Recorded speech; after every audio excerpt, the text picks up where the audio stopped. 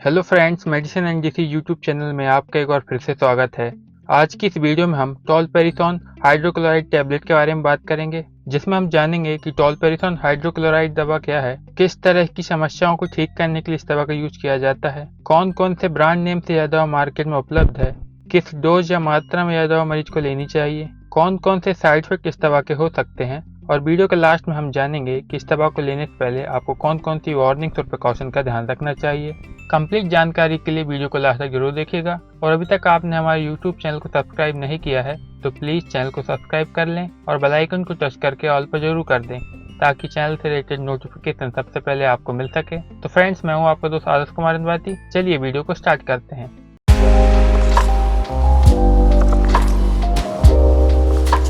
तो फ्रेंड्स, सबसे पहले जान लेते हैं कि टॉलपेरिसोन हाइड्रोक्लोराइड दवा क्या है।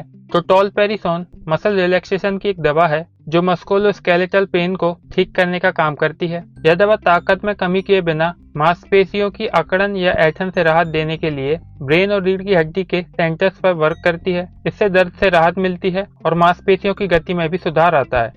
यह दवा आपको सिंगल सॉल्ट और कॉम्बिनेशन सॉल्ट में मार्केट में मिल जाएगी। सिंगल सॉल्ट में इस दवा की स्ट्रेंथ की बात करें तो यह दवा 50 mg, 100 mg और 150 mg की स्ट्रेंथ मार्केट में उपलब्ध है, और एसआर या पीआर स्ट्रेंथ में 300 mg और 450 mg में उपलब्ध है। ध्यान रखें, बिना किसी डॉक्टर की सलाह के किसी भी दवा का सेवन ना करें, क्योंकि बिना डॉक्टर की सलाह के किसी भी दवा का सेवन करना आपके लिए हानिकारक हो सकता है। नेक्स्ट आप जान लेते हैं कि यह दवा किस तरह की समस्याओं को ठीक करने के लिए इस्तेमाल में ली जाती है।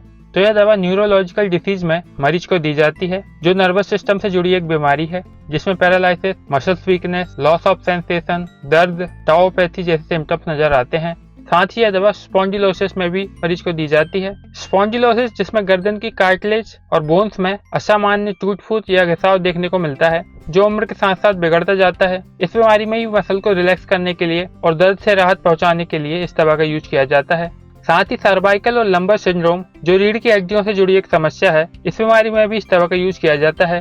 इसके अलावा आर्थरोसिस में भी यह दवा मरीज को दी जाती है, जिसे ऑस्टियोआर्थराइटिस भी कहा जाता है, जो डिजेनरेटिव जॉइंट डिसीज है। इसमें जॉइंट्स के टिश्यू समय के साथ साथ खराब हो जाते हैं। यह बीमारी आमतौर पर बुजुर्ग लोगों में देखने को मिलती है। इसमें मरीज के जोड़ों में दर्द रहता है और अकड़न भी रहती है। यह बीमारी सबसे ज्यादा हाथ की उंगलियों के जॉइंट्स को प्रभावित करती है। इस बीमारी में भी यह दवा मरीज को दी जाती है। साथ ही यह दवा रिफ्लेक्स मसल्स में दर्द, ऐंठन, कॉन्ट्रैक्शन, रिजिडिटी की समस्या में भी मरीज को डॉक्टर्स के द्वारा प्रिस्क्राइब की जाती है। इसके अलावा डॉक्टर्स अपने एक्सपीरियंस के मुताबिक आपको किसी और प्रकार के मस्कुलर पेन की समस्या होने पर यह दवा प्रिस्क्राइब कर सकते हैं, इसलिए डॉक्टर की सलाह लेने के बाद ही इस दवा का यूज करें।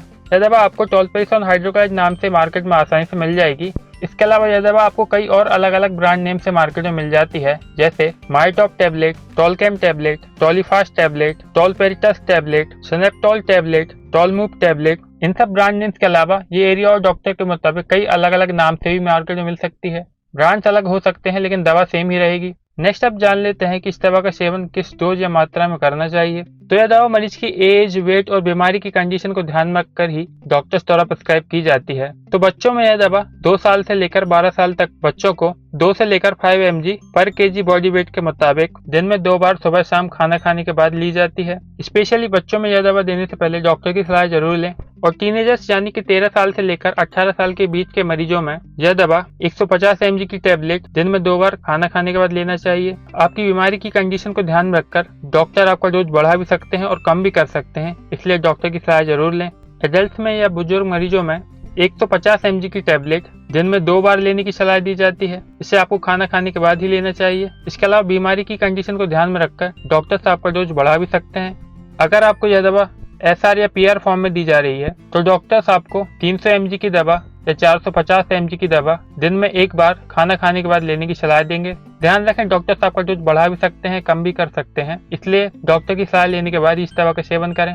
नेक्स्ट जान लेते हैं कि इस दवा को लेने के बाद आपको कौन कौन से साइड इफेक्ट नजर आ सकते हैं। तो जरूरी नहीं है कि इस दवा के साइड इफेक्ट हर किसी पेशेंट में नजर आए, सिर्फ कुछ ही पेशेंट में इस दवा के साइड इफेक्ट नजर आते हैं। इस दवा के कॉमन साइड इफेक्ट में आपको नोजिया या वॉमिटिंग की समस्या हो सकती है, पेट में दर्द हो सकता है, स्लीपीनेस की समस्या हो सकती है, थकान महसूस हो सकती है, ड्राई माउथ की समस्या हो सकती है, मसल्स वीकनेस की समस्या हो सकती है। ये या इसके अलावा किसी और अनवांटेड साइड इफेक्ट से अगर आपको प्रॉब्लम होती है तो यह दवा लेना छोड़ दें और तुरंत जाकर अपने डॉक्टर की सलाह लें, ताकि आपको फर्दर ट्रीटमेंट दिया जा सके।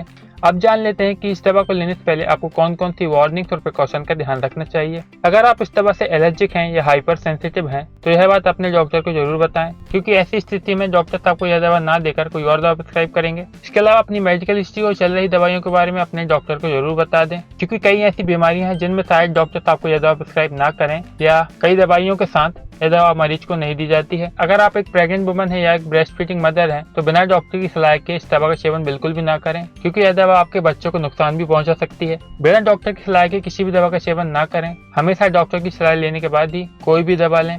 अगर आपको मेरी यह वीडियो पसंद आई हो तो वीडियो को लाइक करें, शेयर करें और चैनल को सब्सक्राइब करना बिल्कुल भी ना भूलें। और आप किसी चीज के बारे में मुझसे जानना चाहते हैं तो वीडियो के नीचे कमेंट करके मुझसे पूछ सकते हैं। आपसे फिर मुलाकात होगी किसी और वीडियो में। तब तक के लिए टेक केयर।